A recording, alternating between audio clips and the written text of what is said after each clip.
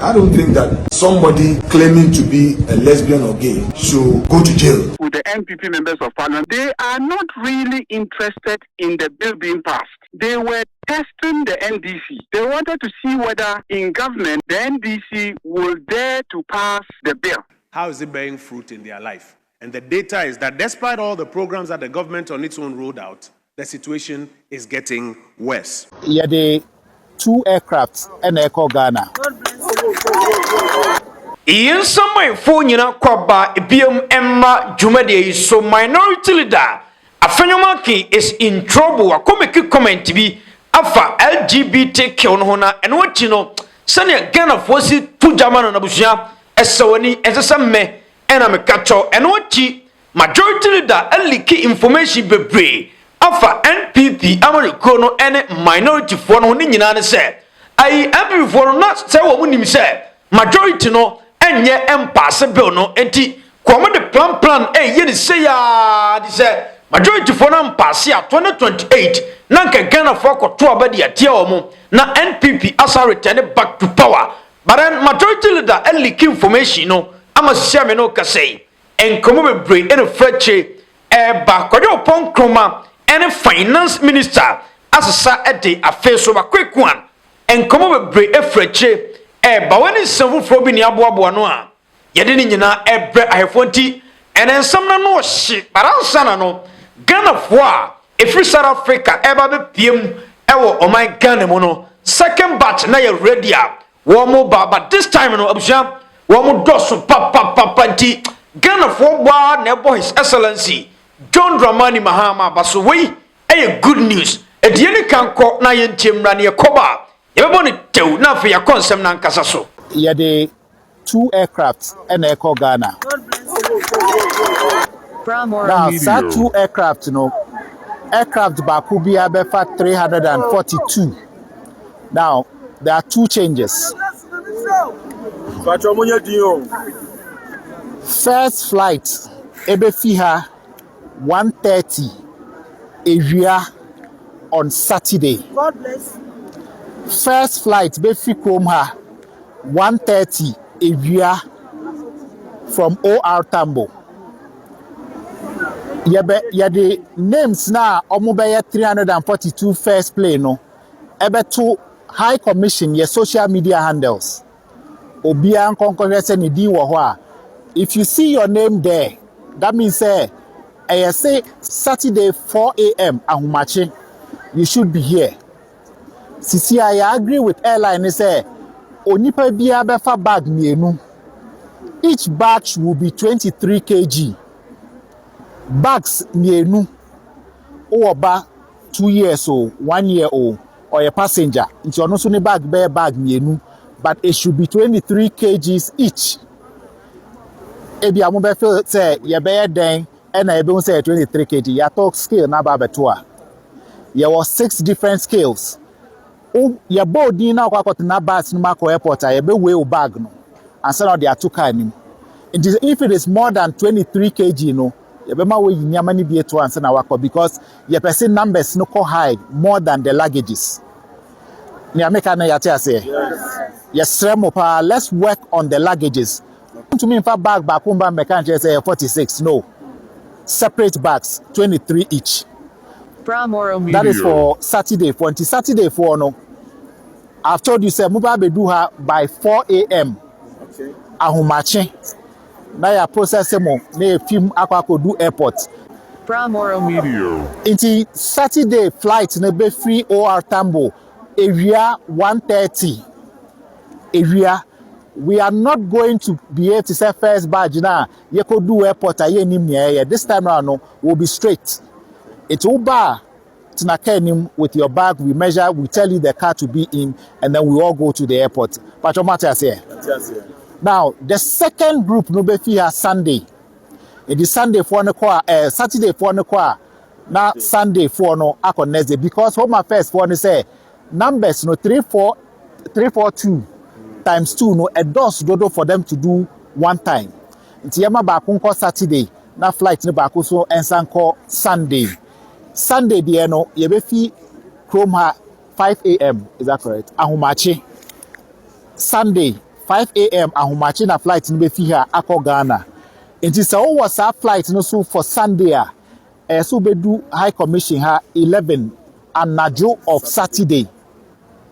11 anajo of Saturday. Nya you better your website so you understand. We'll do translations as well and disseminate the information.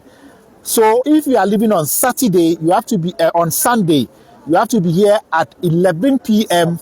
on Saturday so that we go through the processes. Aka luggage, you know. Nkofo amu mba no so no was you could do airport now. The waiting hours is a bit long. Into your market and say we can come with snacks and some drinks so that whilst we are waiting, you know, almost allow say we should have those snacks and drinks. So we arrange for those ones. Don't be too worried about food. When you get on the flight as well, there's enough food for everybody. But because of the children and all of us, we'll bring some snacks and some drinks for everybody. But we need to comport ourselves when we get to the airport. So you listen to what your leaders will tell you so that we'll be able to go through the process very, very smoothly. Now, in Mbano, you say you only have a document they call proof of birth. Yes. Make sure you come with copies of the proof of birth. Anybody traveling with a child, make sure you come with a copy of the proof of birth. If you don't come with it, you are not going. Or the hospital book, proof of birth, or the hospital book. Come with it. If anyway you can't. Before we board the flight or before you sit in the bus, we'll check those things before you go. Those of you who are your other partners are not traveling with you, you have to come with something they call consent letter. Let your husband or your wife sign those consent letters. Is that men journey ewofie ya ye wa hade but ye ba ko do no ebia na ye pentem nia ukra no will use it quickly without waiting for the others to come. All of you traveling with kids, make sure say you come with the consent forms. If they are not your children. Much as any and last year could do airport, 3 people on one corner. They came with children and your mobile. When they got there, they say, oh, Mrs. Taba, oh, Minuaba, they won't allow you. We can say everything, they will not allow you. So instead of saying, what will happen is that you, the parents, or whoever you are traveling with the kids, you also have to stay back. Now, this time, 342 na ede kon ye peso bi akobi. So make sure you follow these things. Okay, Commander. Yeah, Director. And then some doson baransana no. Okay. Second batch, we free South Africa. Okay. Eba PM oh my Ghana we. Good news. But then abana ya there. Of course. John Mahama enena ban okuje tabla kwa. Woma bo omo modin pa because nana do don kwakufu at the time ye hu we. Se Ghana ni kodi senseme ewo baabia menye sure se nipa ba kokra na ban ne bebo no modern no de waba but na nipa say we say no 300 and something. Yeah, 342 per plane. Enti plane mienu no automatically over 600 over 300 so di kamba mo internet kire say aban no make sure say Ghana for South Africa nyina omunye okay no ye de won baba fie na aban a ukodi nsensem wa mononi a odwene hu sei no. Okay. John Mahama ya kasetia no right assembly nyina no na ye Kenya South Africa nko Ghana for Cambodia fake news ba ye say Cambodia for pamo no okuje to abla kwa betire mu say omadi nkan kra evacuate Ghana for no be Cambodia ho na Ghana ni oda so ho Cambodia ban pamo na mom se niema nkoe na opesa oba reach out to onu minister na ministry no o mo be fa waba direct ba bia nkomo ne mi danie o ka se mo say aban we ye kasetia no direct aban a onim se me manfo ntina mete akonya so mampani ni onim se e no kro no we president minister no we minister na mom there is a specific reason tia o ye president se nipa no mo o man ni mo no o mo ni ho a onya president se ne yada sore na Ghana fo nyina wu a mampani tinkwama ene odi ne so oni obi aso enti at this moment se mampani ye adwuma wo na wo tifie na wo jinsem hu e sha se obum so aban ne predodo odi mirika nhwehwe ne munti na washa de kwa kotentam Ghana for South Africa but mind you NPP for I saw a Facebook post NPP ni say Ghana for nya ace for South Africa ena mampani kwa sesa o maba ndie omukeka a whole lot of nsembuna entwasumu na yenim say o kuja to abla ko say oye politics because opese oye na oji animunyam yanka bia nsem na ade eche na Mozambique aban ebo amane say South Africa for akuni nkrofo 5 e South Africa say ye da sorry ye ene ye say ye ku Ghana for 5 e South Africa afina ka aban ni babre say ene me kofan kaye na ba satam ya lusu 5 e baba aban na ba so parabana act so smart assembly buyer no se da bi onim said the issues ni sitie right aban no oye faster than the ye adwene no obi adwene so afina issue na ba foforo but e bia sa time no na pe omo intelligence no na o ma ready ade na drechi na o mo start say ne be fa ye nkrofo akofi enei first batch no omo 120 aban na secure adwuma de ama omo a omo start adwuma omo maka no so aban guso a opa adwuma ama omo 600 plus ya ebei automatically omo so bedura enye sa aban ni je omo sa akwa na me kwaya na me John Mahama ne na aban me dwene wo ho okay because nipa bebrebe a wo bei ai ye ma obi a 5,000 Ghana 5,000 Ghana fatu butum plus omo plane ticket and of South Africa ba Ghana I we say no so usa aboso enti bia flight ticket ne bo be dey nti obi a 15,000 kura no a say enti bia ni baba ku bia ban ne bo no ho ka 20,000 of course enti this kaketwa o na so store na ban ne so be asem ni hina no because aban ni nim say the enti ade ne ba ye no eye Ghanaian ordinary Ghanaian na ono na otua tax no ono nti na mete akonya so enti we say no sanka ai 11 kwa wo a abanke ye mono so bo asem because 11 no ogia o de yo mani yi asem ne bi ni senana ro baji 11 na wa high private jet na odi anam wiem ato Europe adware na mfaso wo maso na obi di 11 beba na after 11 odi aba no Ghana ni ewu wo ba bia odi size kan bi betwa plane ticket akofo Ghana ni na brana busuafo a o see sama mpani no ye siri form opa onsisa taxes enwu ye konso a ye ntimi so a ye be so no because na say taxes no e ma nyeze ye mpesi ye betua tax o okay but ye tua tax na ye hu de mpanimfo ne de ye oman no asem ne eno tine ya na ye bu afuru na se kwa mo no ne akwa brocha e ye to no mo de kekere man no of course it is ye ju to no ena nka okuro mu kwan ya ye ju to na bia onua bia kodi nsensem o South Africa ne ye ju to ne de sa to na kofa nipa na ba eno nka mfum so be no enye ya problem ni because dia wo pe no aban ni ye ma mi di mi nkomo bi say ba ni bi ka se mi say de ntia ye to aba no reason ya ba ko pese o ho kirewa e wo se aban timi boa wo o kwanye o se aban ye ma wo o yare o se aban pe ba bi ma wo na o timi kwhwe o ho yade wo ho enu nti ne ye to aba enti se ne o to aba yi obi a o di wo sika ne wa ho de ne o resources nyina ma ne se onye na o manage wo nti aban na sade ne se o manage yen daily activities o manage yen well-being and yen welfare sade e be ya ya setrem be papa enti se mi kodi nsenseme wo ba bi a na aban ne ntimi moame a onya aban papa aban a enei omro bosia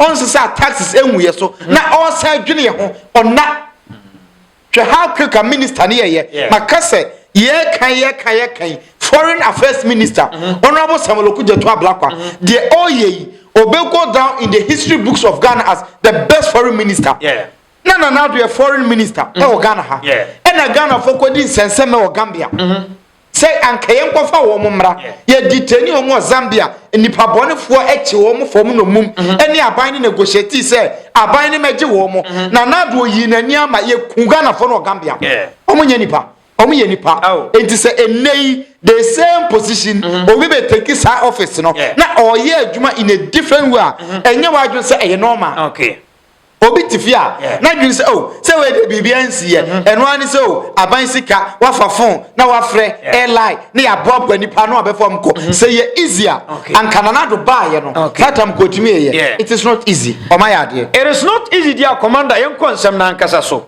okay sa abambabin ababonti ya betu bia se we no LGBTQ na wo mo pass parliament pass ye no ni ho na ade ne se anse da famra kwan so saa of course tiensan yensan hye ade ne foforo na medwe se da ben na pa na ade be kwa ba masa ye pa ade ne fasto but I majority leader din komo bi okay yenkutie ne nkomo ne mre koba ye be kan nyina bom ansana yakọ Afenyo Markin komo bi a wadi hu akofa asem de aba enti yenti majority leader ansem no majority leader de atodwa se NPP fo no na omunim se ai majority no entimi nya fast pass ade no tinka plan na omu soja enu nti na ade ne sa omu pass ade no wie no NPP fo no say sabotage no okay ai yenti wemra. The procedural motion was moved, taken, and we abridged time, and then we proceeded. You see, this is argument about building consensus. There's no way that we will be able to build consensus with the NPP members of Parliament because they are not really interested in the bill being passed. They were testing the NDC. They wanted to see whether in government the NDC will dare to pass the bill.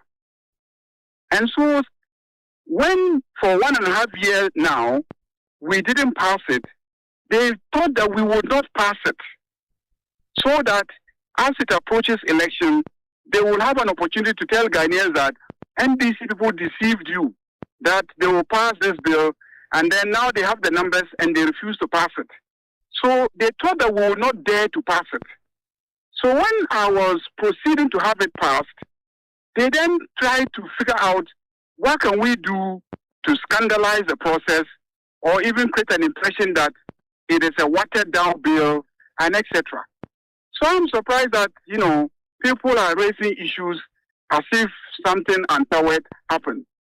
But the I think civil society groups should take the bill and read it. If they read it and what we have passed doesn't satisfy them, they should come back to me. They should come back to me. Even though I'm not the sponsor of the bill, I'm the leader of the house. I have, a very large number in the chamber, so I can confidently say that my side can determine the fate of the bill. If they go and read it and they have issues with the bill, that's civil society. Catholic Secretariat, the Chief Imam's office, those institutions, National House of Chiefs, if they have an issue with the bill and come back, I swear I will convince my colleagues that we should reconsider it. Okay, Commander. Yeah, Director. Majority leader. Of course. What didn't come over brain now? What change someone so? Okay. But then I abandoned. Yeah. So also the abet to just say I build the Yansan conquered for but I'm son no. Okay. And come majority leader yeni can fair no answer. Okay, Director. Majority leader come with more there. Yeah. Na yenti chem na yem breaking it down. Majority leader ya we say MP before suban na omo da na di ene niam na omo ye no omo dwen kire wo mo say NDC pass bill no anasa commander ye di san komo no wa ha ye di wa ha ye di san komo no wa ha of course because so hwe de na NP before ne ye na bibia kire say na omo nim say ehun na na hye wo mu no sa ko ni bi be hye NDC fo na MP before susu say de omo dan aman hodo omo dan world bodies ejije bosani sika no say omo pass bill na asem kese beba eti they thought say NDC take over no NDC so be depend on abrofo enti nya de NDC be pene a pass bill no da na so MPP so say plan we na o mentwa no say plan we no omo so fa ya ene na this time e too early say omo started dede so started dede ntama e be ma ban na keka no na wo prove na say on started dede intem on started intem ya sha ase say nkomo te ya omo nka ho asem say tebia 27 28 ye kwoto abana no no mo dia betum de na akoba nyina ne say ye sha ase no omo kombe so aban ka so be twa levy on twam levy ko betting tax ko emission levy ko corruption na omonso ntimi internase din for a whole 1 year na MPP for ankasa basa party na go right no correct and you say no aso komu gina kokwa na ban ka so obetu kokwa mo na so ate so they say what kokwa asem biem em ho say omaja kokwa akuafo yi ama akuafo aye mobo na menim say omni akuafo no be sua kopem afekura akuafo no ye betum bonim but omajai ekuafo na siwura mba bom no ma sino parking ene nei omo be ko mane mema enhia mudie ho and majority that are very smart eta ade ba ko a mabo current NDC executives na baso say e kwan omo fa so yi omo leadership in parliament no e ma omo resource any leader bi omo be yi no or something unique here or dey baba on board tie majority dan komu yi omo hu say omo na omo power ono na enei owo numbers for parliament enti ade we Ghana for pe e ya de boni Ghana for say yenye ma wo mu no matter pressure MPP de baba ye gene na so ye be ya de no enti se mu susu say mu MPP mu nte esempo a because of numbers na me wo no me gina me numbers no so na me dia pass ade na Ghana for e very simple enti enei se otie no nkoma na o say they don't depend on MPP numbers no and omo dia pass bill no was say koba say yemfa numbers pass ya NPP for pa omo ka so omo ma parliament NDC for no nko aba omo be so korum na omo gina so e dia pass bill no na mampani akosan and eba say ya said you kind e the pressure kese akoto MPP for so because enei say okotenem na wo ye de bebrebe ti said omo ye ya na mo ko kan se bi na pro so a Ghana for the beto omo tirim say MPP for na de echiwade e boman trumu sem no MPP for na akofa aba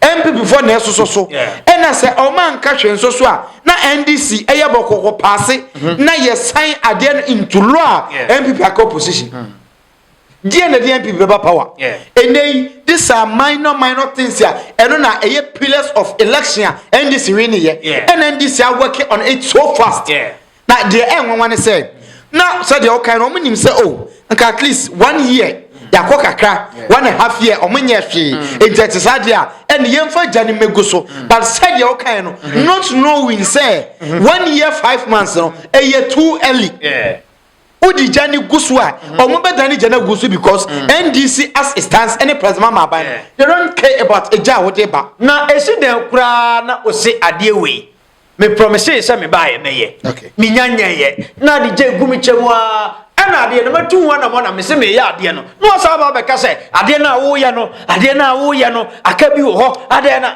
right me eno na me MPP for sir and so at the same time ye de ma wo antimi anya o enti ade na wo nya abotre ma me nya ade no say ye me pese me bisa ne say am try to say ye de ma mo say de o kai mo antimi anye dabi na obi abe take over less than 2 years na wo hihya ade na oye onye no say ade na onye ne ntem omuka say ya the bill no be cop parliament na ya start bill no foforo ni aye ho adwuma no man ka hwe you all agreed say ntim for jom be kwa kotena so du sika be sponsor e kire se mu nyina mu gitum say ye nya bill no mu no na ya ye bill no foforo ye bill ni wie ye na parliament pass ye dia mo se mo ntese ye eni eni say ye pass ye yi bia frim mo ntese de ntina ho ntese asem ni nyina ne say NPP for now omo say omo ye smart enough not to know we say omo tie wu on this aspect omo anye smart na enei say omo ye smart o say omo nye smart o Ghana for chiri ade no na NDC decide say the Ghana for pe no eno no omo ba ya amaye eni say we ye smart o onye smart you opa kasa open so opa kasa won pen so they will pass it and na omo pass ya Ghana for your okay but when I abambabin e dia betu dwa no okay emi na me share antiase sa o erota san komo no na onye so say MPP for na soja gu abambabin chem na o take that erota unim say abambabin the last time odin komo bi say omukọ parliament and MPP for na bia no don premo na omu misbehave no catch so there are a lot of times here or share the favor omu ade be otimi say NDC do omu numbers no ebe boom dodo but now I share the NDC for na kakra now their favor mo say be ya mo nso be feel say aha na mo te no mo nte ho kwa mo te have a reason ati abamba be na bia experience no dey adwuma oh experience na dey adwuma wa sheta because MPP for no that chibi omo be ka asem say bill ne kura pass ye no na number of MPs omo ye present in parliament na omo ntimi for me quorum okay eject sadia oh ene yen san fa ade ne kwachiri yen koye ho adwuma kitwa bi adwuma kakra ho ye wi a ye mra ne me debate foforo ye debate wi ne eto aba MPP for ye say 190 enti ye to aba opa ye ntwema nkosi hin ye to aba ndisi for be pass bill no said the MPP e force ya pass e-levy bill edi adwo asafo ba Ghana ema obi foforo fake so no na ya adwo asafo edi kwatena parliament just because they want to pass 11 no a similar thing NDC be pass sa bill we abamba ben o yusu mpanifo tatis we a mpanimi na wo yusu but asem ne say majority leader disagree with abamba ben Mama Ayariga wa disagree with abamba ben on this issue ono susu say enei o ma yade na wie parliamentary clerk na wo ho no o mu nyina de ne ba me ye egi tumpon ya pon ya pass de ya pass no ya go man fa nkoma man pani no nsan ade no mo ena majority leader de ama ne ho adia na ni abre se on tie se me yensan emfa de ne nko parliament biem ne se man pani John Mahama efre ono majority leader ena ofre attorney general Dominic Ayineka omum ye no pe ena ode tu o manim se sa bill we o mu di hu nkomo yi omum ye no nko no mun kwankwa hwe so parliament no munye ho adwuma se omumie no susu se ye di wehyem na ye na ye pass bill na omo de ba obesan enti ono so ni attorney general no omo di mu ntintima na hye bill no enti enne ya hye wie asem bia ni babia bim and I agree with him the Ghana for pen say oba ni oba na be ma ni be ma na kwabra ni ntimi nsore da kropen ka say me ye mangodua say obi timi e ka say me ye object Director, ya hye mra na wie abamba bimpew ompew o plan pen for tactics empoa ebeba besi so quick one Afenyo Markin akasa na de tie nsam Afenyo Markin de atudwa. Personally, I don't think that somebody claiming to be a lesbian or gay should go to jail by virtue of that. Okay, Commander. Ena da ho no Minority leader. Eno na da ho no Afenyo Markin. Eye ni. But I am in tini pebiasi o. Ade ne se wonye bia. Ade na wo ko keka wonsem se. Menka zo obi aye bi o. But ade no wonye bia. Eye chiwade e boman. Okay. Nyankopon kura ka ade no se chiwade e boman yo. Ena wo su ka bibi se sianke anwo. Nti ade na wo ase o back ade no. Woni bi de papa enwan mwanwa. Afenyo Markin enchai ena in central region. Baby a odi MP no okoya ye hyehyɛ ne tse ohene ewo ahemfie ya na ahemfo ahia na me besa me bisa sɛ enti okotena nananom emu a na woni omu edi hene no nananom soso sa de free we so ana sorry to say from fancheme Afenyo Markin ti ono so fancheme se woni nyansasem bia ka wo de enkasa because mpanimfo bu miru afi be no yeso obanyansafo se wankasa se obakwasea ekana no tum obadwam a yebunu nyansafo eno na Afenyo Markin ohun wodi ankame ono mpo enkasa just keep quiet because enei they all can obia be hu clear say papa yi nyansa no akakaka okay so obia so on right to eni e tre say oso oyebia I can say oh the right obeye bia ena me say obeye bia ende adentina oso so se binye kromfo a mesoso akromfo so obi a wososo krono boso ye kromfo o ende pa no so enti automatically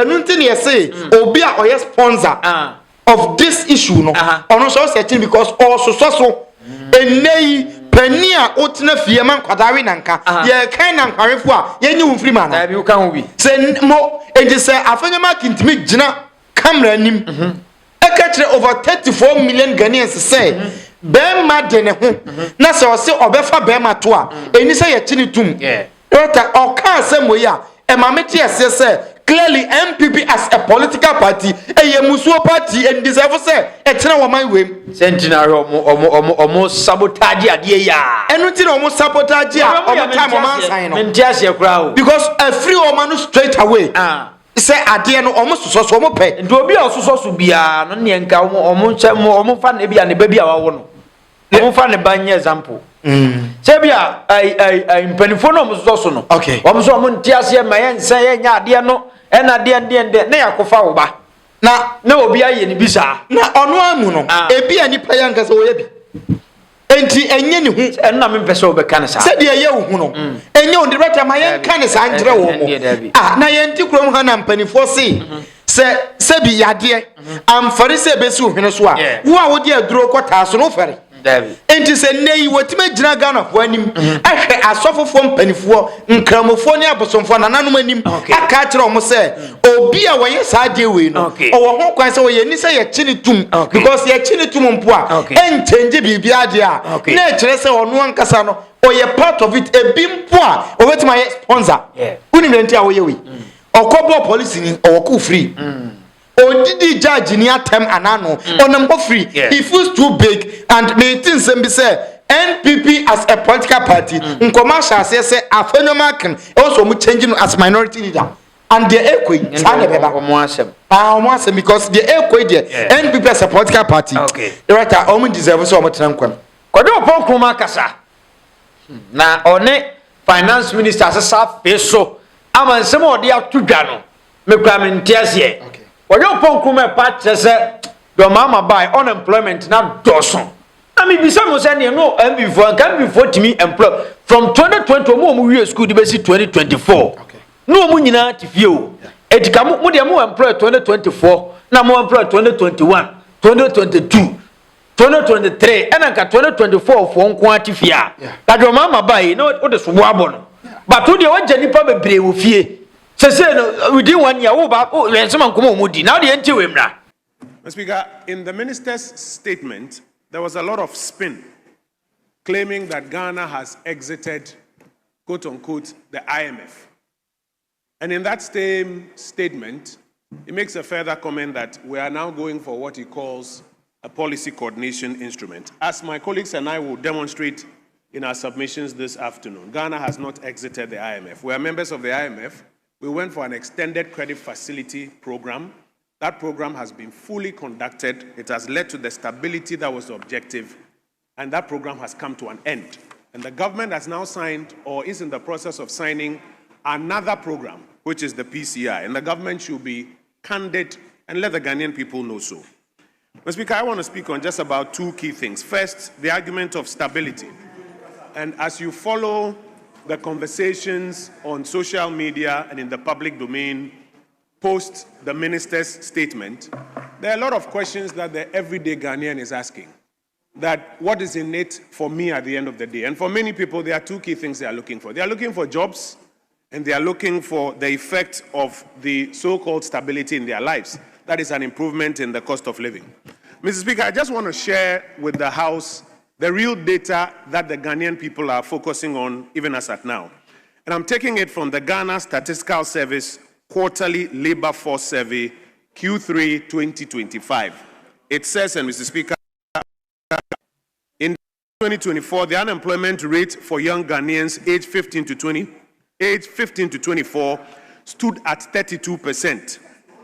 By the third quarter of 2025, that figure has risen to 32.5%, Mr. Speaker. In the Greater Accra region alone, youth unemployment as at Q3 2025 is now at 49.3%. Out of every 2 people that you meet on the streets of the Greater Accra region is unemployed.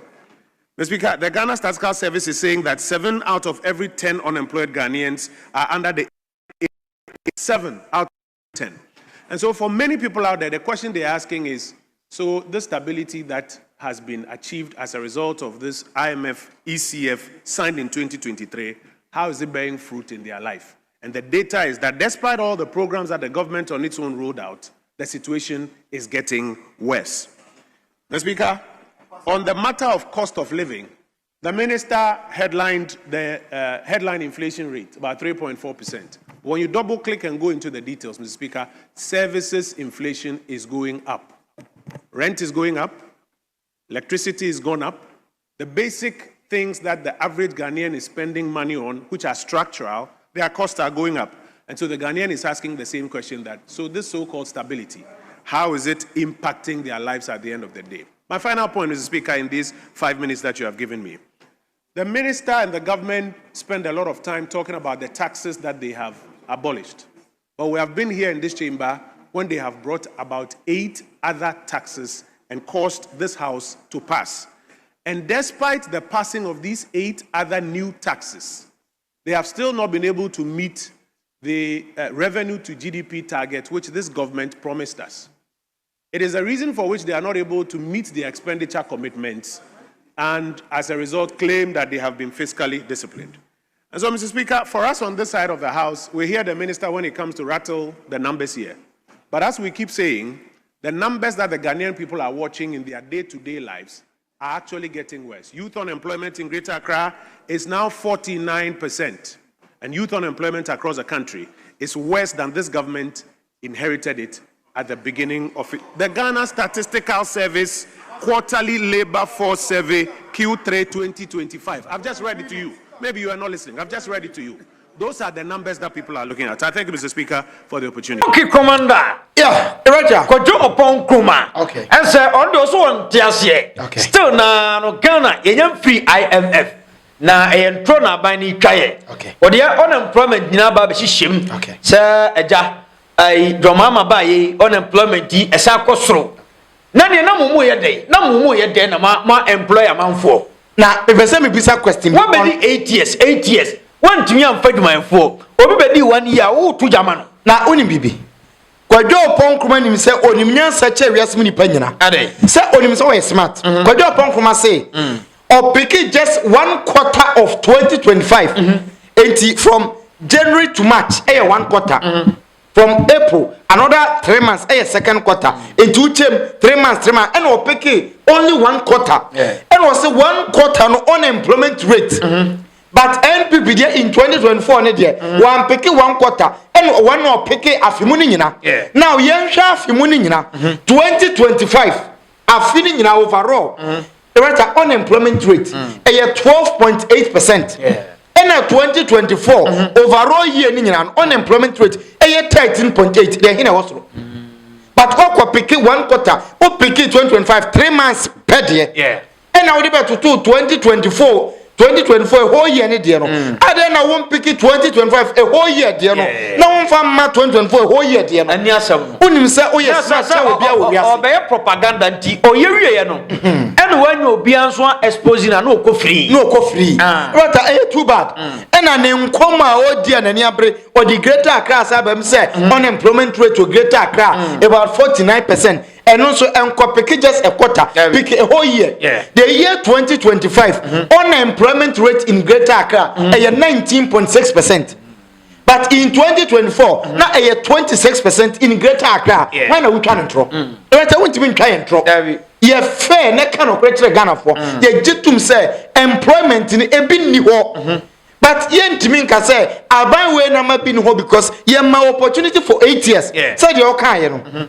Say 22, 23, 24 for say ya fa omu nyina adwuma ka ban we ba ye no it is only 25 for na ko be fa wo mo ka pressure ni aban ne so but what pile wo magu ho aboa youth na no a adwuma ni ho a wo mo koye obi ba ya all of a sudden you expect to say onani magician na on create jobs from nowhere na on fa wo mo gogum esi we now back to IMF e ho na hia pa what akwadwo upon kroma say yenye free IMF na yedaso awo na IMF deal la ye sign that in 2022-2023 no eno mom ena atwam echese eno ne de ewu na new one ayakwa sign no ena afi ye ba be ho adwuma na but according to Kwadwo Ponkroma na echese new one no eno so ye deal te se ba ko na me pese bibisa se na nke o se oye specific na o kire yen se NPIC de no conditions e wo mu no same as IMF deal that na David IMF deal that and say me ho kire me nya sika mo man ho bra me be pebesia enti manage me na me bo me bosia na me mfa nkire me kuro e na enei ye na o ma wie sa deal no e na ye economy na gina na so na so IMF for ye ne mo bosia bo na ye wie ye nye bosia o mo ho biem na mom de ye ne say there is another programmer mo partners no ye mo advice amai hodo kwan a omo be fa so omo betoto omo sikasem advice that is the word there very important enti nei ye hia sa advice ni bi ye hia bosia ye mpem sika enti futo na ye pe these two conditions pe udi be bring Ghana for any say ye nyam free IMF say but we are out of IMF ye nye bosia wo IMF until say ebi amampani foforo bi be ba obey reckless borrowing na obe say economy no e ho ne be san go back to IMF na ye bompa nso sere nya me say Baby a president ma odi ye bedru no